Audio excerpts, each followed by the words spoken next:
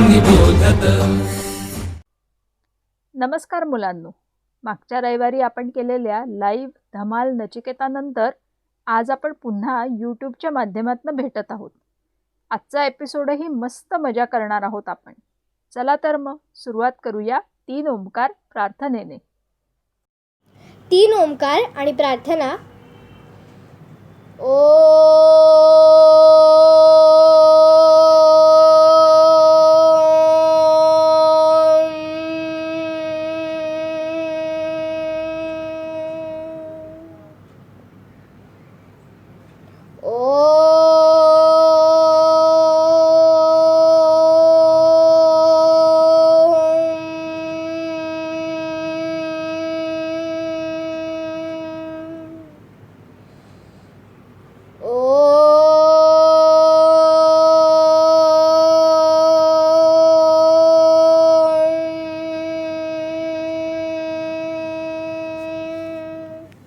प्रार्थना.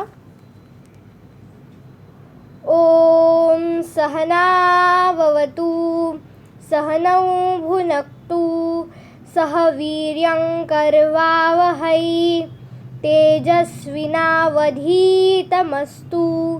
मा विद्विषावहै. ओम शांति शांति शांतिः. मुलांनो, सध्या थंडीमध्ये सकाळी लवकर उठणे कंटाळवाणे वाटते ना तुम्हाला? छान पांघरून घेऊन अजून थोडा वेळ झोपून राहावेसे वाटते ना? पण हा मोह सोडून तुम्ही लवकर उठलात आणि सकाळी उठून व्यायाम केलात तर तुमचे शरीर सुदृढ होईलच, पण त्यामुळे तुमचे कॉन्सन्ट्रेशन पण वाढेल आणि कोणतेही काम तुम्ही जास्त आत्मविश्वासाने करू शकाल. आपण नचिकेतच्या माध्यमातून जे शिथिलीकरणाचे व्यायाम किंवा सूर्यनमस्कार दाखवत आहोत ते रोज सकाळी नक्की प्रॅक्टिस करत जा. शिथिलीकरणाने आपण सुरुवात करूया. प्रथम ग्रीवा चालन म्हणजेच मानेचे शिथिलीकरण करून घेऊया. पायामध्ये खांद्या एवढे अंतर घ्यायचे आहे. दोन्ही हात पाठीमागे, उजव्या हाताने डाव्या हाताचे मनगट पकडायचे आहे. पाठीचा कणा ताठ हवा. पाठ, मान, डोकं एका सरळ रेषेत. सगळे मिळून आपण आता ही प्रक्रिया करूया. 3 वेळा आपण करणार आहोत. सुरू करायचे आहे. श्वास घेत मागे, श्वास सोडत पुढे, श्वास घेत मागे, श्वास सोडत पुढे, श्वास घेत मागे, श्वास सोडत पुढे. मान सरळ करून घ्यायची आहे.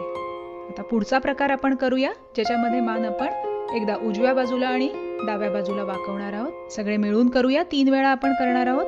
सुरू करायचं आहे. उजवीकडे, डावीकडे, उजवीकडे,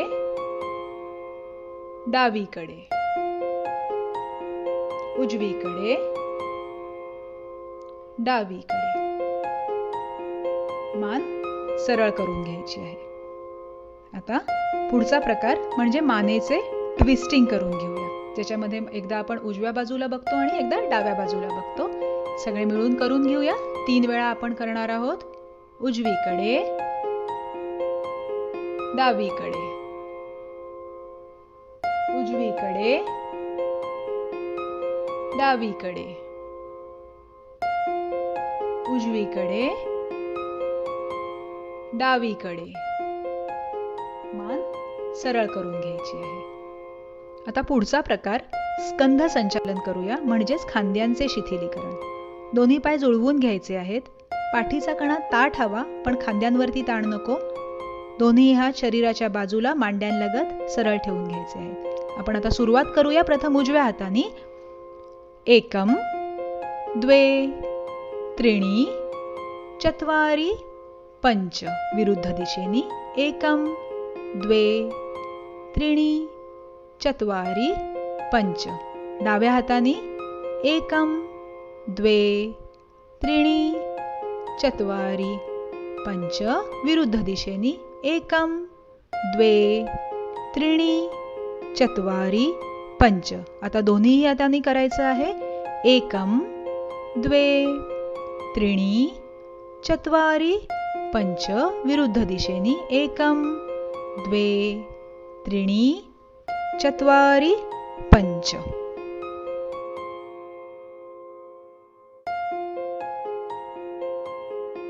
आता कटी संचालन म्हणजेच कमरेचे शिथिलीकरण आपण करणार आहोत। 4 प्रकारे हे शिथिलीकरण आपण करतो। प्रथम पुढे आणि मागे वाकण्याची प्रक्रिया आपल्याला करायची आहे। 5 वेळा आपण हे करणार आहोत। सुरू करायचे आहे। एकम द्वे एकम द्वे एकम द्वे एकम द्वे एकम द्वे। श्वास घेत सरळ व्हायचे आहे। आता कमरेच्या दोन्ही बाजूंचे शिथिलीकरण करूया। सगळे मिळून आपण करून घेऊया। सुरुवात करायची आहे।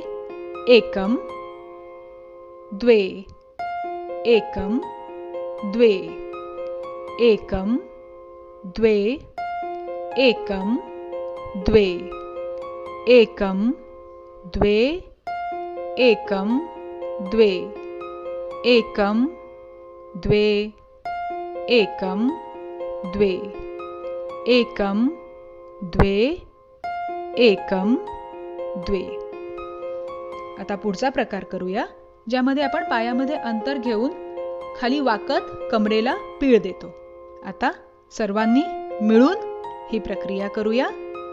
एकम द्वे एकम द्वे एकम द्वे एकम द्वे एकम द्वे एकम द्वे एकम द्वे एकम द्वे एकम द्वे एकम द्वे। विश्रांती। आता कमरेला पीळ देणे म्हणजेच ट्विस्टिंग करून घेऊया। आपण आता सुरू करणार आहोत। सगळे मिळून 20 वेळा आपापल्या मनामध्ये हा काउंट करा आणि आपापल्या गतीने करा। मी अंक मोजणार नाहीये। सुरू करायचं आहे।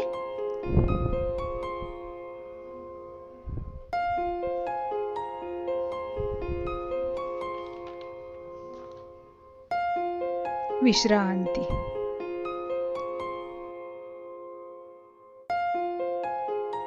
गुडघे, मांड्या आणि कमरेचे सांधे यांचे शिथिलीकरण आपण एका मजेदार व्यायामाने करू।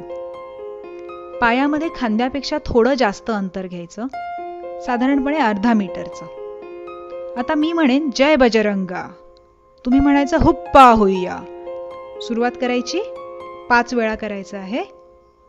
जय बजरंगा हुप्पा होईया जय बजरंगा हुप्पा होईया जय बजरंगा हुप्पा होईया जय बजरंगा हुप्पा होईया जय बजरंगा। हुप्पा होईया। विश्रांती। दीर्घ श्वास, प्रदीर्घ उच्छ्वास। मांड्यांचे सांधे आणि मांड्यांच्या स्नायूंसाठी एक खूपच महत्त्वाचा आणि उपयोगी असा शिथिलीकरण व्यायाम म्हणजे फुलपाखरू ताण किंवा बटरफ्लाय स्ट्रेच। तो कसा करायचा ते आपण बघून घेऊया। त्यासाठी खाली बसून घ्यावे। सर्वांनी मिळून आता आपण ही क्रिया करणार आहोत। 20 वेळा करायचे आहे। अंक दिले जाणार नाहीत। आपापल्या वेगाने सुरू करायचे आहे।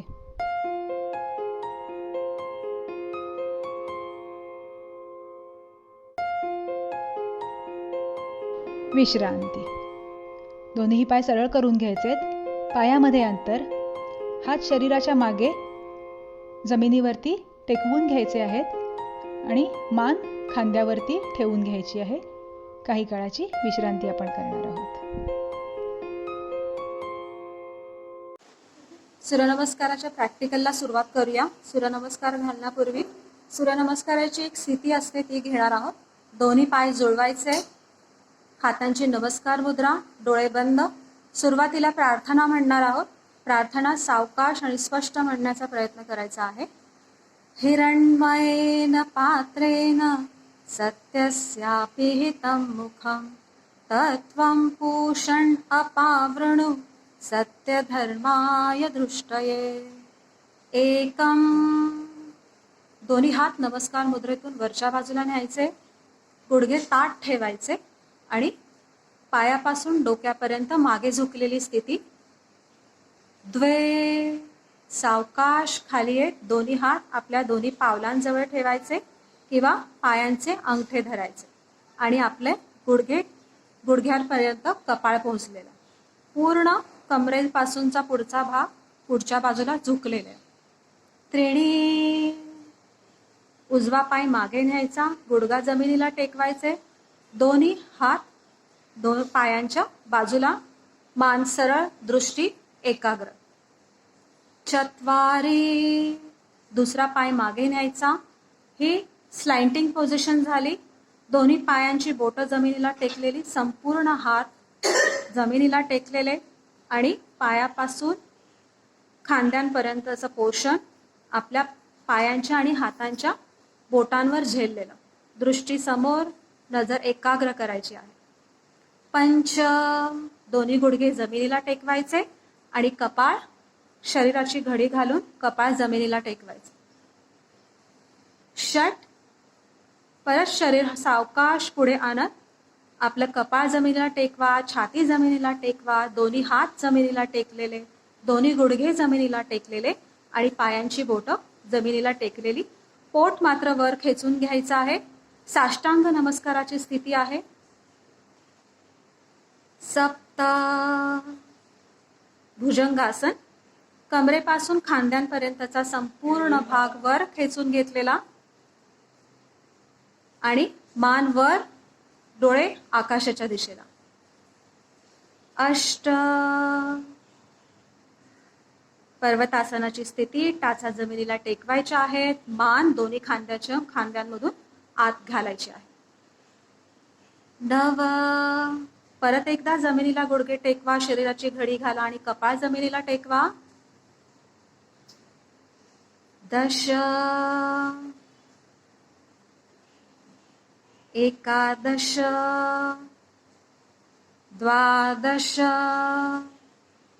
आपले शरीर चप्पल राहण्यासाठी योगासने खूप महत्त्वाची आहेत. आज आपण बसून करावयाचे उष्ट्रासन शिकूया.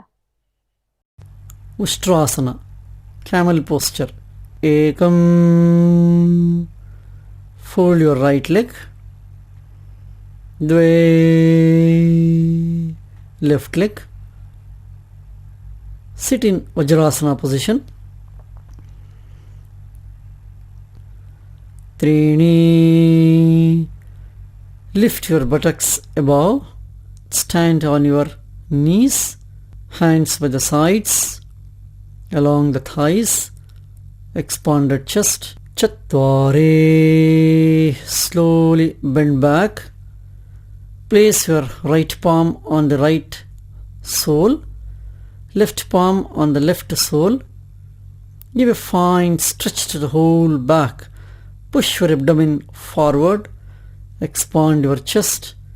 Drop the neck backwards.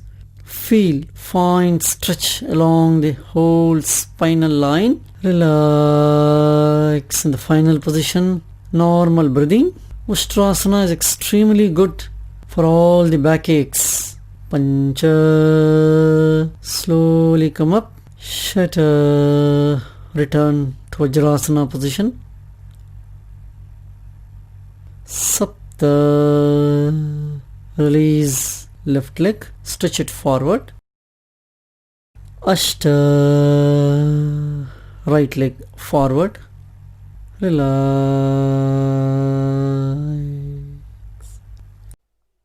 मुलांनो, 25 डिसेंबर नाताळ हा सण होता हे सगळ्यांना माहिती असेल. तुम्ही फ्रेंड्सना हॅपी ख्रिसमसचे मेसेज, GIF, कार्टून पण शेअर केले असतील, केक खाल्ला असेल. पण हे झाले इंग्रजी तारखेप्रमाणे.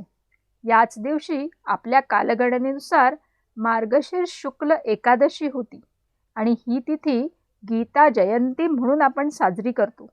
गीता किंवा भगवद्गीता हा शब्द आपण आपल्या घरात बऱ्याचदा ऐकत असतो. तुमच्यापैकी काही जणांनी यातील काही श्लोक पाठही केले असतील.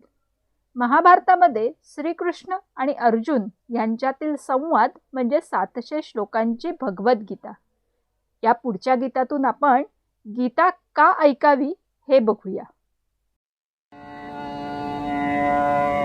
कृष्ण तुम्हारी गीता हम भी सुनना चाहते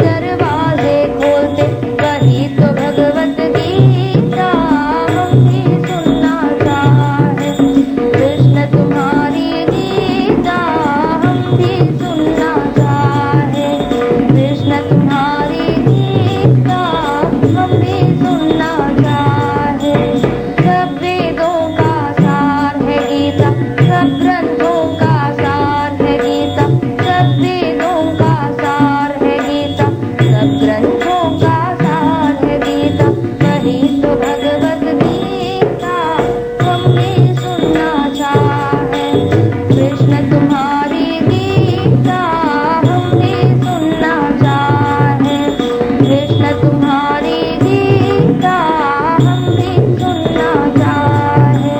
वही तो भगवत गीता हम भी सुनना चाहे।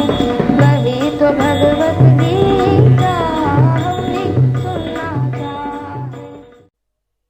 आजच्या कुतूहलमध्ये मीनाताई आपल्याला इंद्रधनुष्याबद्दलची शास्त्रीय माहिती गोष्टी रूपात सांगणार आहेत.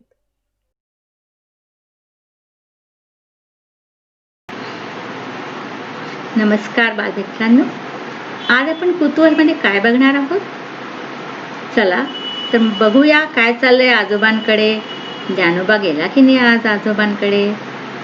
आज खरं म्हणजे दिवसभर पाऊस पडत होता आणि आजोबांना वाटलं की आज काही ज्ञानोबा येणार नाही. पण संध्याकाळचं थोडंसं ऊन निघालं आणि पावसाचा जोरही कमी झाला. रिमझिम रिमझिम पाऊस पडत होता आणि सूर्य निघाल्याबरोबर धापा टाकत धावत धावत ज्ञानोबा आजोबांकडे आला आणि आजोबांना म्हणाला, आजोबा आजोबा बाहेर बघा, किती छान मस्त होळी चालली आकाशात. होळी चालली? पाऊस पडतो आणि तू काय म्हणतोस? अहो जरा यातही बघा ना, ते बघा आकाशात काय किती सुंदर दृश्य आहे. या ना बाल्कनीत आजोबा. बरं बाबा येतो. अरे च्छा, एवढा सुंदर इंद्रधनुष्य आहे. आज तर खरंच खूपच सुंदर इंद्रधनुष्य दाखवला तुम्हाला. हो बाबा, आणि मी आजोबा तुमच्याकडे ह्याच करता आलोय की मला जाणून घ्यायचंय की हा इंद्रधनुष्य कशामुळे होतं. मी बाबांना विचारलं तर बाबा म्हणाले आजोबांना जाऊन विचार. मी लगेच आलो. आता तुला इंद्रधनुष्याबद्दल जाणून घ्यायचंय. तुला काय वाटतं, हे काही जादू वगैरे आहे का? नाही आजोबा, गेल्या वेळेस तुम्ही म्हणाले ना की ह्या आपल्या ब्रह्मांडात जादू वगैरे काही नाहीये. ह्याच्या मागे जरूर काही ना काही तुमचं विज्ञान असणार. सांगा ना आजोबा, काय विज्ञान आहे, काय सायन्स आहे, काय शास्त्र या इंद्रधनुष्याच्या मागे? ओके, तू खरंच खूप हुशार आहे आणि तुझ्या मनात प्रश्न पण छान छान येतात. आणि आता मी तुला सांगतो की हा इंद्रधनुष्य काय आहे. या इंद्रधनुष्याकरता बघ, सूर्य नव्हता तेव्हा इंद्रधनुष्य होता का? पाऊस येत होता तेव्हा नाही. पण आता सूर्य निघालाय आकाशात, पश्चिमेकडे सूर्य आहे.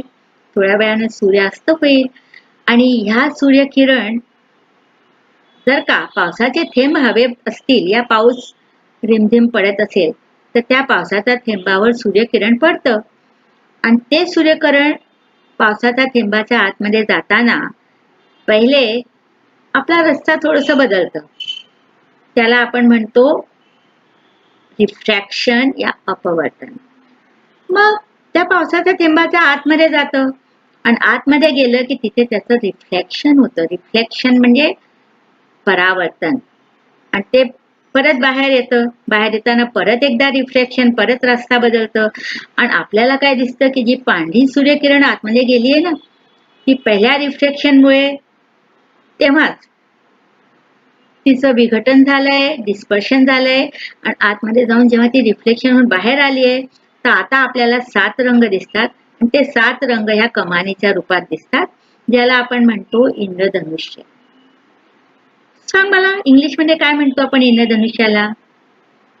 आमच्या पुस्तकात पोएम आहे आजोबा. आणि मला फोटो पण काढायला खूप आवडतं, ड्रॉइंग काढायला इंद्रधनुष्याचं.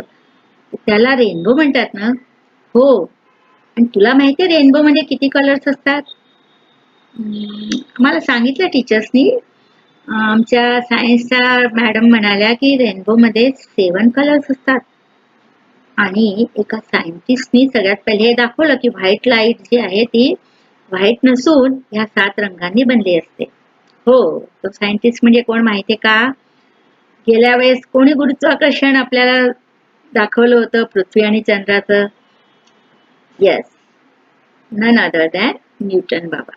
न्यूटन बाबांनीच आपल्याला पहिल्यांदा सांगितलं की व्हाईट लाईट, पांढरा प्रकाश जो आहे तो 7 रंगांनी बनला आहे. आणि पावसाचे थेंब कसे असतात? गोल असतात. जसा एक प्रिझम असतो ना, लोलक, मी तुला दाखवेन पुढच्या वेळेस प्रिझम म्हणजे कसा असतो.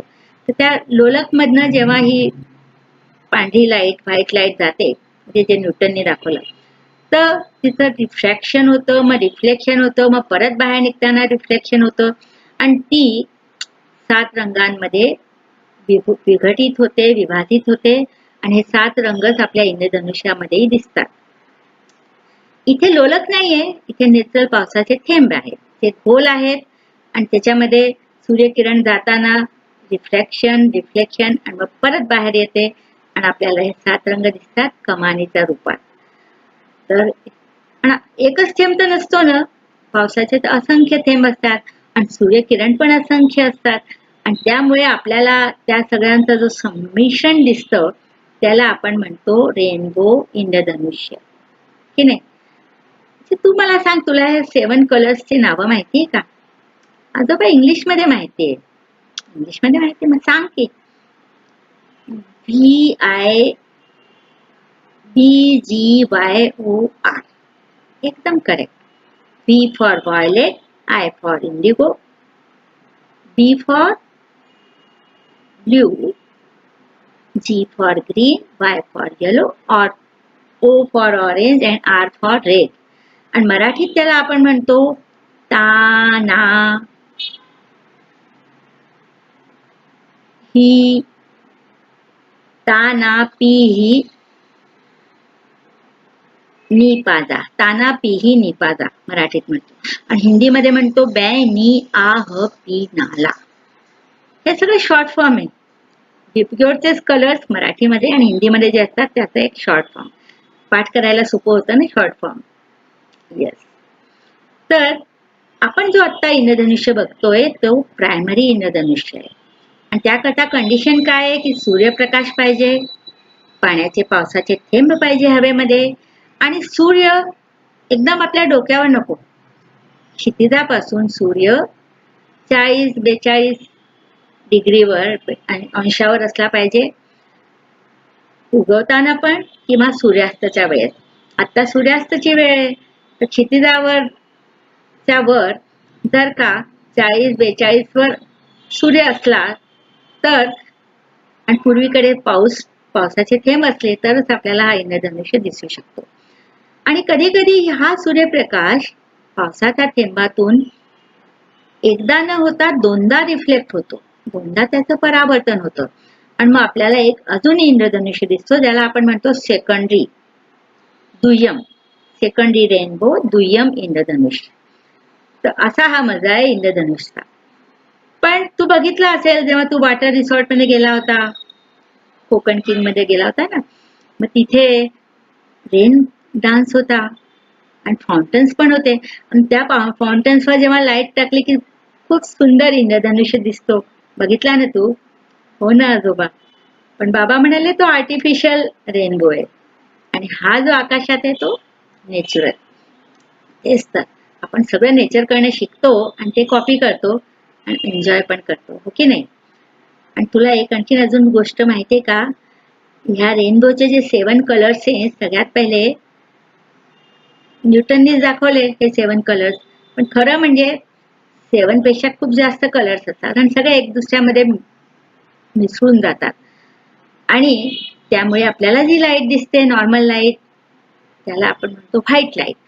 त्या लाईटमुळे सूर्यप्रकाशामुळेच आपल्याला आपल्या जगात सगळ्या गोष्टी त्यामुळेच चालतात, हो की नाही? सूर्यप्रकाश आपल्याकरता खूप खूप खूप आवश्यक आहे. सूर्यदेवताला आपण रोज नमस्कार करतो. सूर्य नमस्कार ह्याच करता करतो कारण ह्या सूर्यामुळे, ह्या पाण्यामुळे, ह्या पावसामुळे, ह्या झाडांमुळे आपल्या ह्या पृथ्वीवर एवढं सुंदर जीवन आपण जगतो आहोत, हो की नाही? खरं आहे ना? तर आपल्याला या निसर्गाची काळजी घेतली पाहिजे, निसर्गाशी प्रेम केलं पाहिजे. आणि असं इंद्रधनुष्य जो आहे एक सुंदर दृश्य आहे, मनात साठवण्यासारखं आहे. आणि कितीतरी कविता बाळकवींनी कविता लिहिली आहे, कितीतरी पोएम्स इंद्रधनुष्यावर आहे. आणि पुढच्या वेळेस एखादी कविता पाठ करून मला सांग रेनबोवर या इंद्रधनुष्यावर. तू आणि नचिकेताच्या इतर मुलांनी पण हा त्रास घेतला पाहिजे म्हणजे इंद्रधनुष्यावर चांगलीशी कविता ऑडिओ किंवा व्हिडिओ रेकॉर्डिंग करून पाठवले पाहिजे. Okay, thank you. भगवद्गीतेमध्ये एकूण 18 अध्याय आहेत. यामध्ये मॅनेजमेंट, कर्मयोग, शिक्षण याबद्दलचे विविध विचार सापडतात. संस्कृत भाषेतील हे श्लोक योग्य चाल लावून म्हटले तर अतिशय छान वाटतात. विवेकानंद केंद्रातर्फे काही निवडक मार्गदर्शक श्लोक एकत्र करून कर्मयोग श्लोक संग्रह नित्यपाठासाठी ठेवला आहे. आता आपण हे श्लोक ऐकूया आणि यातील काही तुम्हाला माहीत असतील तर ते शोधून काढा. कर्मयोग श्लोक संग्रह. यं ब्रह्मा वरुणेन्द्ररुद्रमरुतः स्तुन्वन्ति दिव्यैस्तवैः वेदैः साङ्गपदक्रमोपनिषदैः गायन्ति यं सामगाः ध्यानावस्थिततद्गतेन मनसा पश्यन्ति यं योगिनो यस्यान्तन्न विदुःसुरासुरगणाः देवाय तस्मै नमः. अथ श्रीमद्भगवद्गीतासु कर्मयोगः.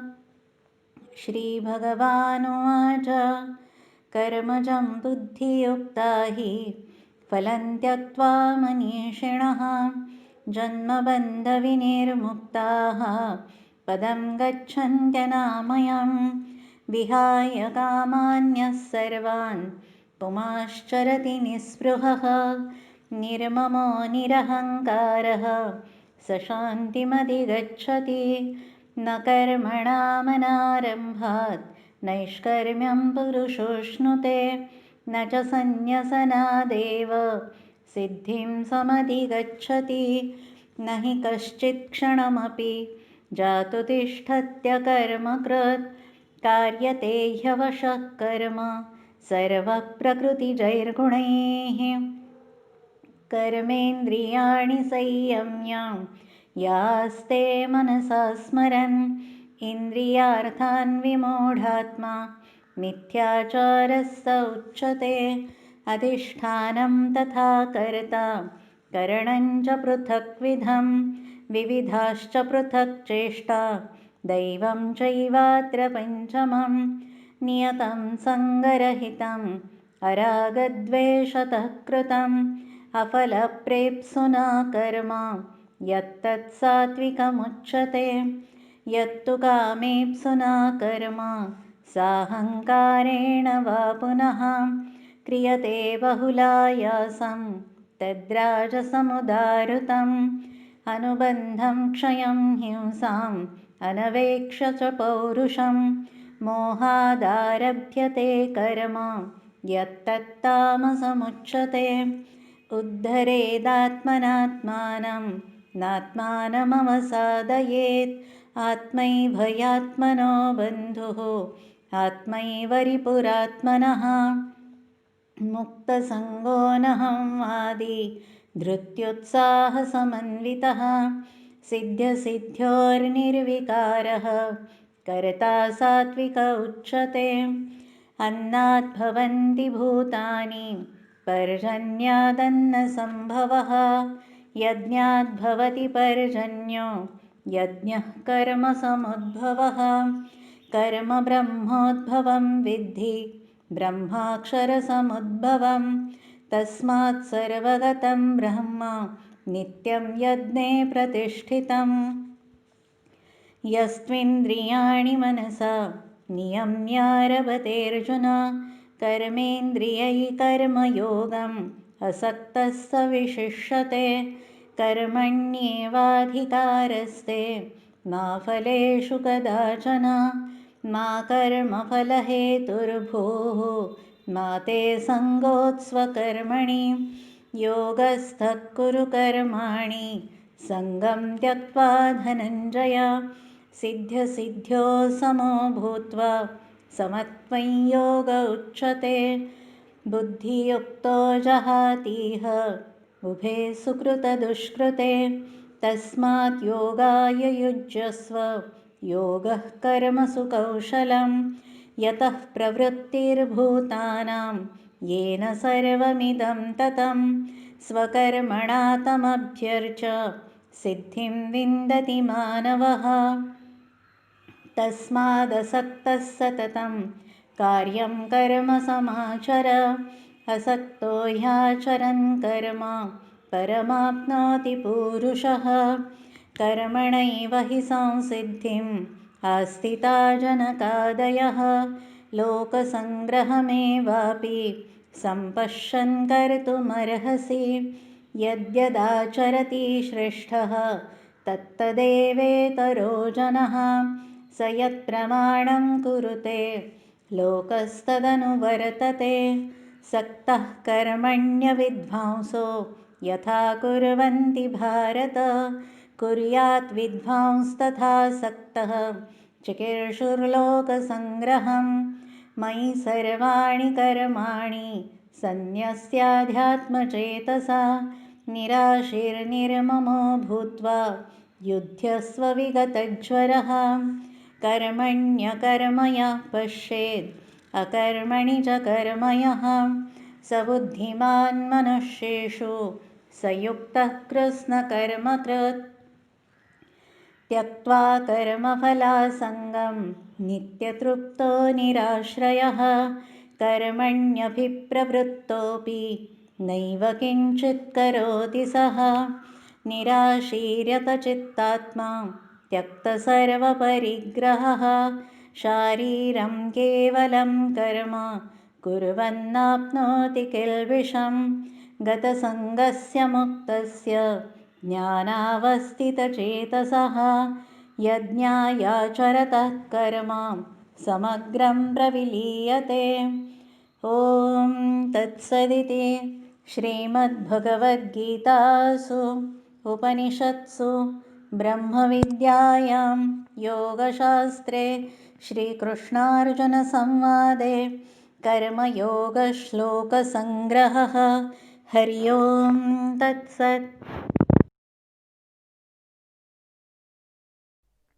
नचिकेताच्या मागच्या काही भागांपासून आपण एकनाथजी रानडे यांच्या प्रेरणादायी गोष्टी ऐकतो आहोत. चला तर मग बघूया आज सुशीलाताई कोणती गोष्ट सांगता आहेत ते. नमस्कार मुलांनो, कशा आहात? मस्त मजेत. कोणी रागवलं नाही ना काही शिकवलं तर? उलट तुम्ही, मला माहिती आहे तुम्ही शिकवायला लागला असाल, दुसऱ्याला पण शिस्त शिकवत असाल ना. आता शिस्त म्हणजे काय? मास्क लावल्याशिवाय बाहेर पडायचं नाही, सारखे हात धुवायचे. हां, तो काही कुठे आपण हात लावलं की आपण साध्या साबणाने सुद्धा आपले हात धुवायचे, हो की नाही? आणि हे तुम्ही आता तुमच्या शेजारच्यांना, मोठ्याला छोट्याला, ज्याला कोणाला बघाल त्याला सांगाल की नाही?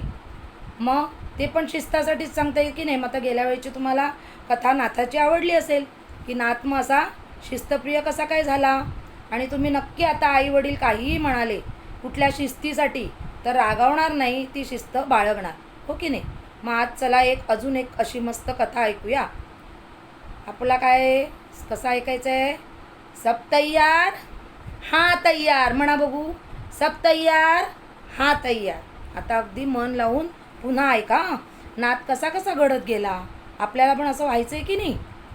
तर या नाथाला की नाही लहानपणी काहीतरी धाडसाचं करायचं, काहीतरी असं धीटपणाचं करायचं, चिकाटीचं करायचं निश्चय असा हा लहानपणापासूनच होता. असं प्रत्येक लहान मुलांना वाटतं ते की आपण काहीतरी चांगलं करावं. आई कुठेतरी अशी कुठे गेली तर लहान मुलं बघा केअर काढून ठेवतात की आज आईला आनंद झाला पाहिजे, आईला ताप आला. तुम्ही सुद्धा काही असं आईला मदत करत असाल. त्याला पण असं मागे तुम्ही ऐकलं की कसा त्याने बर्फ आणला, मग त्याला असं ना, आणि मला जेवढं जमेल तेवढं आनंदाने त्याच्यापेक्षा अगदी चिकाटीने आणि संपूर्ण आपलं शारीरिक बळ मानसिक सगळं असं एकवटून नाथ सगळी कामं करायचं चिकाटीने एकदम. तर एक ना त्याची मी अशीच एक कथा सांगणार आहे लहान असताना. बरं त्याला ना असं नाही की मला आवडतं, पण मग त्याच्यासाठी काहीतरी आपल्याला करावं लागतं की नाही. समजा तुम्हाला सकाळी 5ला उठून क्रिकेट खेळायला जायचं आहे किंवा अजून काही तुम्हाला काम तुमच्या मनाचं करायला जायचं आहे, त्याच्यासाठी तुम्ही काय करता? त्याच्यासाठी तुम्ही लवकर झोपता, अलार्म लावता, आईला सांगता, भावांना सांगता, दादाला सांगता, सगळ्यांना सांगता, मला उठव हो बरं, मला उठव हो बरं. बरं सगळ्यांना सांगता, पण सगळ्यांना उठायच्या आधी तुम्ही उठता. नक्की मला माहिती आहे, आपल्या आवडीची गोष्ट असली की आपण त्या अलार्मच्या आधीच उठतो आणि तयारीला लागतो. नुसतं आपण म्हणत नाही हो की मला हे आवडते. आवडण्यासाठी आपण काहीतरी करतो. मग या नाथाला हे सगळं आवडायचं की नाही धडाडीचं. मग धडाडीचं आणि धाडसाचं काहीतरी करायचं असेल तर काय हो मुलांना, ताकद हवी. मग त्यांनी ना त्यांचे एक अक्का नावाची बहीण होती ना, त्यांचे मिस्टर ना, त्यांना ते शिक्षक होते शाळेत. तर त्या बहिणीच्या मिस्टरांना पण खूप त्या काकांना आवडायचं सगळं कुस्ती, खो खो, कबड्डी, मलखांब असे मैदानी खेळ, असे सुंदर त्यांना असे धाडसाचे खेळ. आणि त्यांनी शरीर बाळकट होतं, मनाची ताकदसुद्धा वाढते. हे सगळं तुम्हाला हळूहळू सगळ्या कथांमधनं सांगेल. पण असं नाही की नाथाला फक्त वाटायचं, ते तेवढी तयारीत पण असायचे. तर त्या लहानपणीच ना ते खेळ खेळून त्यांची अशी मस्त शरीर पण त्यांनी कमवलं होतं. लहानपणीच त्याच्याकडे एवढी चिकाटी होती. तर एकदा काय झालं की हिंदू महासभेच्या एक संस्था होती, त्यांना मिरवणूक काढायची होती. आता मिरवणूक काढायची होती आणि हत्तीवर बसायचं होतं, ध्वज घेऊन, भारत माताचा ध्वज घेऊन एका लहान मुलाला त्यांना बसवायचं होतं. बरं तो मुलगा बसणारा म्हणजे चांगला असा धाडसी, निश्चयी आणि न रडणारा, न डगमगणारा असाच मुलगा पाहिजे ना. आता तुम्ही शोभायात्रा बघितली असेल आपल्या डोंबिवलीत कसे, मग ते कसे सगळे ट्रकवर तयार होतात, कसे ते 4-4 तास ती यात्रा चालते नाही का. तुम्ही पण एखाद्या वेळेला झाला असाल तयार, हो की नाही. मग त्या यात्रेत तसं त्या सभेच्या त्या ह्याच्यामध्ये मिरवणुकीत त्या हत्तीवर असं बसायचं होतं. मग आता निवड काय कोणाची केली तर मग नक्कीच बाई निवड कोणाची करतात. मी नाही का त्या दिवशी चहाची गोष्ट सांगितली, ज्याला उत्तम काम येतं त्यालाच तिची निवड होते. मग सगळ्यांनी त्या नाथाची निवड केली की हत्तीवर कोण बसणार, मग नाथ. मग आता बाकीची पण मुलं होती की आता तुमच्या वर्गात एखाद्या खरंच चांगला आहे तो मुलगा आणि खरंच काय काय करतोय, पण ते तुम्हाला तेवढं कळत नाही. आता लहान असतं ना तुम्ही, मग तुम्हाला काय प्रत्येक वेळेला त्यालाच चान्स, मग आम्हाला काही कोणी विचारतच नाही. पण ते तुमच्या लक्षात येत नाही की आपण त्याच्या एवढं उत्तम व्हायला पाहिजे, त्याचा मत्सर करायला नको. पण मग ते मुलांना मत्सर झाला. मग त्यावेळेला आईवडिलांनी वगैरे सगळ्यांनी समजवायला पाहिजे की तू सुद्धा उत्तम हो, तुझी सुद्धा निवड होईल. बरं ते जाऊ दे, आपण त्या गोष्टीकडे जायचं नाही आहे. पण मग ती मुलं ना मत्सर करायला लागली की अरे मग आम्हाला हत्तीवर आम्हाला पण बसायला पाहिजे. मग सगळ्यांनी त्यांना सांगितलं, हो रे बाळांनो, सगळ्यांना मिळेल, नाद दमेल, नाद दमला की जरा खाली उतरेल, तेव्हा प्रत्येकाने पाळीने एक जण दमेल, एक जण आपण ध्वज तुम्ही पण घ्या भारत मातेचा आणि त्या हत्तीवर बसा. झालं. ती मिरवणूक ज्या दिवशी सुरू झाली त्यावेळेला हत्ती मस्त तयार होऊन, ते कसे येतात तुम्ही यात्रेत बघितले शोभायात्रेत, तसा तो हत्ती तयार वगैरे होऊन आला आणि नाथ मस्त त्या हत्तीवर असा भारत माताचा मस्त तो असा ध्वज घेऊन असा निश्चयाने बसला. बरं, नाथाच्या मनात एकदम निश्चय होता की आपण काही झालं तरी त्याला असं वाटलं की आपण भारत मातेसाठी एवढं नाही करू शकत, आपण का दमायचं आहे आणि का कळ लागली, आपल्या हाताला कळ लागली, आपल्याला काही झालं, आपल्याला भूक ताण काही आपण बघायचं नाही. तुम्हाला माहिती आहे ना बर्फाची गोष्ट, नाथाला आधी जे आपल्याला कामगिरी दिली त्या कामगिरीत सगळं काही झोकून द्यायचं, त्याच्यानंतर मग सगळं भूक ताण आराम सर्व. मग त्याने तसंच ते निश्चयाने तो हत्तीवर बसला. आता सगळे आपली मुलं वा करून बघायला लागली, हा हत्तीवरनं कधी उतरणार, हा कधी दमणार. सगळे बघतात त्याचा हात तर डगमगत नाही ना, मग हा उतर करत नाही ना. त्याच्या चेहऱ्यावर काही आनंदाशिवाय काही नाही. मी भारत मातेचा ध्वज घेऊन हत्तीवर बसलोय, त्याला अजून असा आत्मविश्वासाने तो एकदम छान असं वाटलंच नाही की बाबा हा दमलाय म्हणून. ती मुलं निराश व्हायला लागली. मग ना कोणीतरी पाहिलं, त्या हत्तीच्या पाठीला घाम सुटलेला. आता हत्ती असं ह्याला मांड्यांना वगैरे रग लागलेली, हाताला दुखत होतं, सगळं होत होतं, पण असं पाठीवर त्याच्या मांड्यांचंच पाणी वगैरे आलं असेल त्या हत्तीवर. तर मग काय झालं, सगळ्यांनी विचारलं, अरे नाथ तुला काही भूक लागली का, तुला काही तहान लागली का, तू दमलास का. छेचे म्हणे. मग म्हणे हत्तीची पाठ ओली कशी झाली, म्हणे हत्तीला घाम आला असेल. बरं का, त्यांनी काय सांगितलं, हत्तीला घाम आला असेल, मला काही नाही झालं हो, आणि सगळ्या मुलांची झाली फजिती. कोणालाही त्यांनी तो वाव दिला नाही. बरं, तो पण लहानच होता, वाव दिला नाही म्हणजे तसा त्यांनी विचार केला नाही. त्याने काय विचार केला आहे, मला कामगिरी दिली तर भारत मातेचा हा ध्वज मला धरता आला नाही, ही मला अपमानाची गोष्ट आहे असं समजून त्या लहानशा नाताने तो ध्वज शेवटपर्यंत नेला. पण ह्याच्यातनं आपण काय शिकायचं आहे की आपणही आपलं शरीर बलवान करायचं आहे. आपल्याला मिळालेली कामगिरी आपण मध्येच सोडायची नाही आहे, आपण ती पूर्ण करायची आहे. आणि त्याच्यासाठी ती कामगिरी पूर्ण करण्यासाठी आपल्याला काय काय लागतं त्याची तयारी पण करायला पाहिजे, हो की नाही. सगळ्या तुम्हाला जे काही आवडतं त्याची तुम्हाला तयारी करावी लागते की नाही, की ह्याची एंट्रन्स परीक्षा द्या, त्याची आता तुम्हाला सगळं माहिती आहे की काय करायला, कशाची तयारी लागते. मग तशी आपण तयारी करायची, आधी कुरकुर करायची नाही. आणि ती मिळालेली गोष्ट, मिळालेली आपल्याला जे काही आव्हान मिळाले ते पूर्ण अगदी एकाग्रने, निश्चयाने असं ठाम पूर्ण करणार. आणि तुम्ही करणारच आहात हे मला माहिती आहे ना, कारण आता तर तुम्ही अजून छान छान छान छान छान छान अशा कथा ऐकत राहणार आहात की कशी कशी मुलं, कशी माणसं. आपल्याला माहिती आहे की ते काही टॉनिक मिळत नाही, हे आता आपल्याला कळलेलं आहे. असं कोणी अचानक मोठेपणी असं अचानक कोणीतरी माननीय आणि आदरणीय होत नाही. मग आपल्या बाबांच्या पण आपल्याला गोष्टी ऐकायला आवडतात की आपल्या बाबांनी कसं काय केलं, ते कसे शिकले, ते कसे मोठे झाले. असं आपण मोठमोठे जे कोणी आपले आदरणीय माननीय आहेत त्यांचं लहानपण कसं झालं, ते कसे तयार झाले, हे आपण ऐकत राहायचं. ह्या वयात हे ऐकायचं, त्यातून आपण प्रेरणा घ्यायची आणि आपण आपल्याला त्यातून त्याच्यासारखं होण्याचा प्रयत्न करायचा. आणि आपण पण होंगे कामयाब, हो की नाही. चला तर आज हीच कथा एवढी, पुढच्या वेळेला दुसरी. ठीक आहे, बाय. नोव्हेंबर डिसेंबर म्हणजे फिरण्याचे दिवस, पण अजूनही कोरोनामुळे आपण पूर्णपणे बाहेर नाही पडू शकत. त्यामुळे पुन्हा एकदा आपण व्हर्च्युअल टूरिंग करूया आणि दौलताबाद किल्ला फिरून येऊया. दोस्तों, इंडिया ट्रैवल वीडियोस चैनल पर आप सभी का स्वागत है। आज हम तुम्हें ले चलते हैं मध्ययुगीन सबसे ताकतवर और रहस्यमय किले दौलताबाद यानी कि देवगिरी किले पर। मैं हूं जयंत विलायतकर और मेरे साथ है अरविंद चौहान। ये किला महाराष्ट्र राज्य के औरंगाबाद शहर से 17 किलोमीटर की दूरी पर है। औरंगाबाद से वेरूळ यानी कि एलोरा केव्स जाने के रास्ते में ही ये किला है। ये किला दौलताबाद नाम के गांव में है। इस गांव का नाम 14वीं शताब्दी में देवगिरी था। देवगिरी यादव की राजधानी का नगर हुआ करता था। इस किले का निर्माण 12वीं सदी में राजा भिल्लम यादव ने किया था। इस किले पर यादव, खिलजी, तुगलक और मुगल शासकों ने राज किया। यहाँ भारतवासियों के लिए 25 रुपए तथा विदेशियों के लिए 300 रुपए का प्रवेश शुल्क है। किले में सुबह 9 बजे से शाम 6 बजे तक प्रवेश दिया जाता है। सबसे पहले हमें महाकोट दरवाजे से अंदर जाना पड़ता है। ये किले का मुख्य दरवाजा है। ये एक ऐसा किला है जिसे सीधे सीधे युद्ध में कोई नहीं जीत पाया। इसे जीता गया तो सिर्फ गद्दारी या फिर धोखाधड़ी से। इस रहस्यमय किले को लड़ाई से क्यों नहीं जीता गया, इसे जानने के लिए वीडियो के अंत तक बने रहे।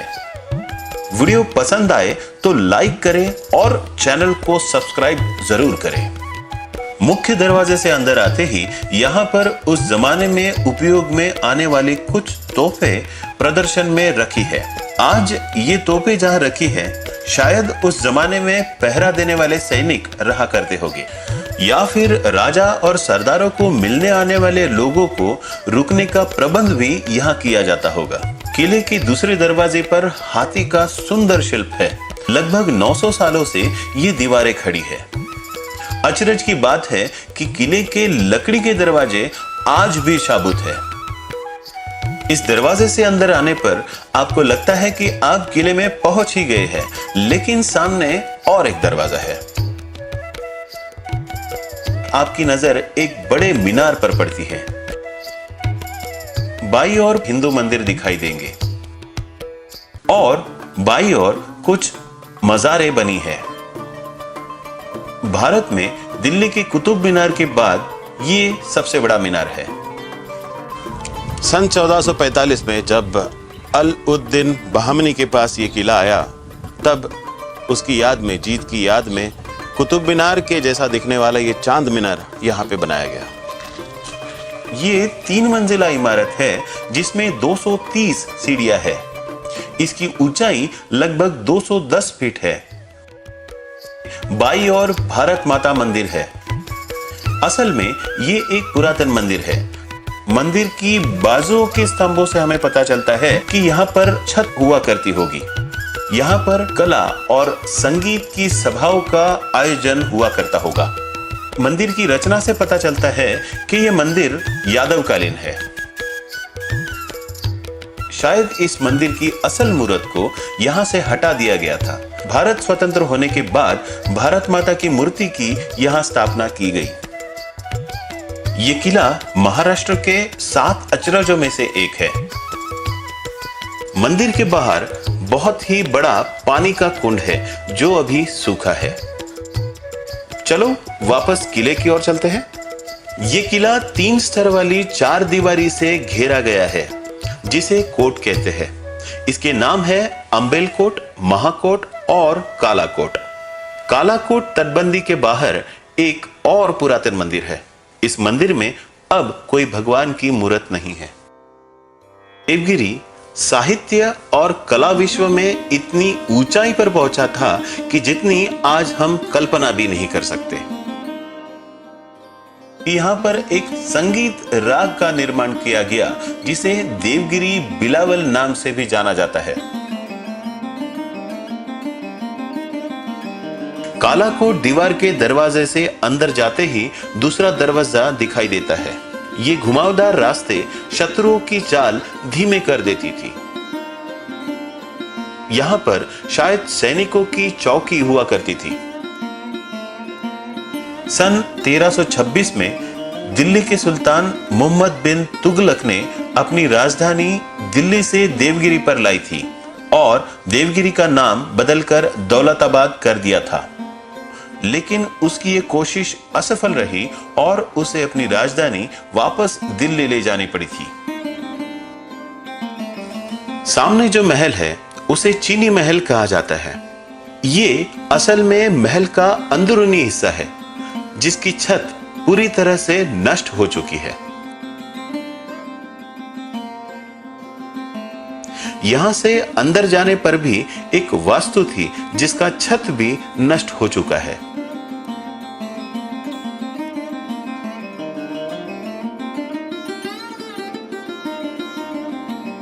इस बुर्ज पर एक तोप रखी हुई है जिसका नाम मेंढा तोप है। पंचधातु से बनी इस तोप का एक भाग भेड़ की मुंह के आकार में बना है। इस तोप पर लिखा हुआ है किला शिखन तोप, यानी कि किला उद्ध्वस्त करने वाली तोप। यहां से पूरे किले का सुंदर नजारा दिखाई देता है। अब हम मुख्य किले पर जा रहे हैं। यहां पर 70 फीट चौड़ी और 80 फीट गहरी खाई है। आज इस पर लकड़ी और लोहे से बना पुल है, लेकिन उस जमाने में चमड़े का पुल हुआ करता था। शत्रु के आते ही इसे खींच लिया जाता था। नीचे खाई में मगरमच्छ हुआ करते थे। इतनी सारी मुश्किलें पार करके भी शत्रु आगे आए तो भी उसे घुमावदार और संकरे रास्तों से आगे गुजरना पड़ता था। यहां पर भी अंधेरा होता होगा। अभी छत मौजूद नहीं है। सामने दिखाई देने वाला तंग दरवाजा अंदर जाने का एकमेव रास्ता है। आगे दिखाई देने वाली रोशनी पहले नहीं हुआ करती थी, तब यहां से पूरी तरह से अंधेरा हुआ करता था। ये किले पर जाने के लिए एक संकरा रास्ता था जहां पर शत्रुओं को झुक कर जाना पड़ता था। जैसे ही शत्रु सर बाहर निकाले उसे कलम कर दिया जाता था और धड़ को खींच के बगल की खाई में फेंक दिया जाता था। यहाँ पर पुरातत्व विभाग ने बगल से सीढ़ियां बनाई है जिसके उपयोग से आप इस भूल भुलैये में बिना गए सीधे ऊपर पहुंच सकते हैं। इस पे छत हुआ करती थी और जब हम अंधेरी गुफा से आए तो ये पूरा पत्थरों से कवर्ड था, यानी ये अंधेरी गुफा हुआ करती थी। यहां से भूल भुलैया की शुरुआत होती है। रोशनी का एक ही जरिया था और यहाँ पे उनको दो दरवाजे दिखते हैं। जब तक ये सोचे कि इस दरवाजे से जाओ या फिर उस, तब तक ऊपर से गर्म तेल या फिर पानी उन पे डाल दिया जाता था। दिन में भी यहाँ पूरी तरह से अंधेरा रहता है। इसी तरह से शत्रु इस अंधेरी सुरंग में ही भटक जाता है। ये हवा के सर्कुलेशन के लिए यहाँ पे बनाया गया था।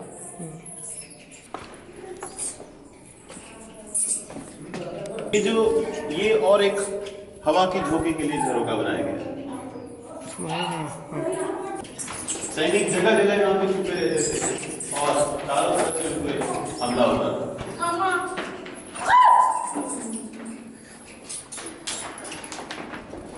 ये भारत सरकार ने बनाया हुआ है अभी, लेकिन तब यहाँ पे अंधेरा हुआ करता था और यहाँ पर शत्रु आने पर उसे दो रास्ते दिखाई देते थे। तब आधे सैनिक एक रास्ते से जाते थे और बाकी के दूसरे रास्ते से। दोनों रास्ते घूमकर एक ही जगह आते थे और एक ही सेना के सैनिक एक दूसरे को शत्रु समझकर आपस में लड़ते थे। इस भूल भुलैये में ये एक असली रास्ता हुआ करता था ऊपर जाने के लिए, पर ऊपर अग्नि जलाई जाती थी जिसके कारण धुआं नीचे आता था। सांस घुटने के बाद वो नीचे आता था। कहां?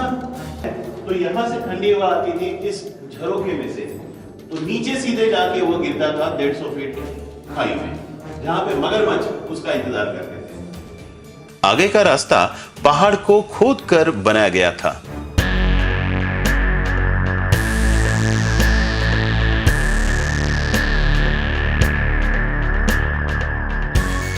उस पर ये लोहे की स्लाइडिंग प्लेट रखी हुई है। संकट समय पर इसे बंद कर दिया जाता था।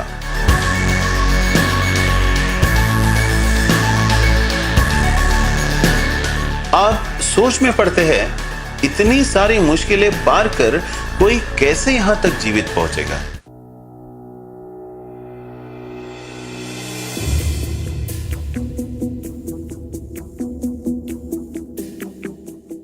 अब बारी आती है सीढ़ियां चढ़ने की। थोड़ा ऊपर जाने पर दरवाजे के अवशेष है। यहां पर भी एक महल जैसी इमारत हुआ करती होगी। बगल में ही श्री गणेश जी का मंदिर है।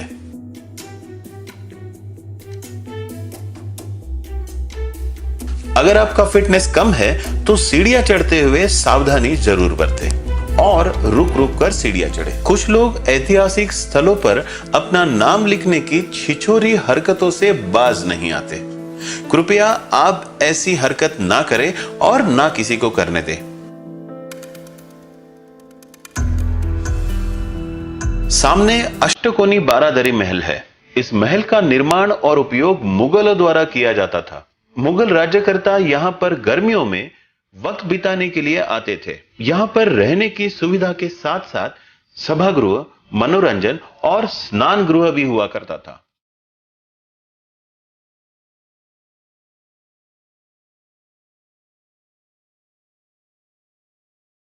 इस विशाल धनुषाकार खिड़कियों के सामने का दृश्य सुंदर दिखाई देता है।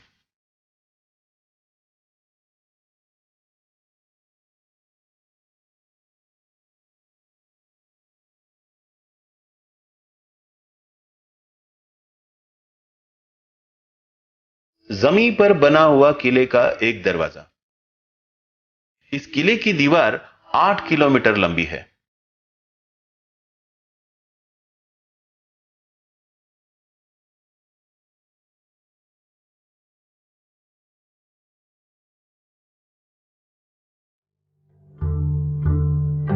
आगे विशाल बुर्ज के नीचे एक गुफा है जिसमें पानी संचय करने की व्यवस्था है। यहां पर जनार्दन स्वामी की खड़ाऊ रखी गई है। आगे जाते ही बाई और काला पहाड़ नामक तोप है। गुफा से 100 सीढ़ियां चढ़ने के बाद हम किले की सबसे ऊंची स्थान पर आते हैं।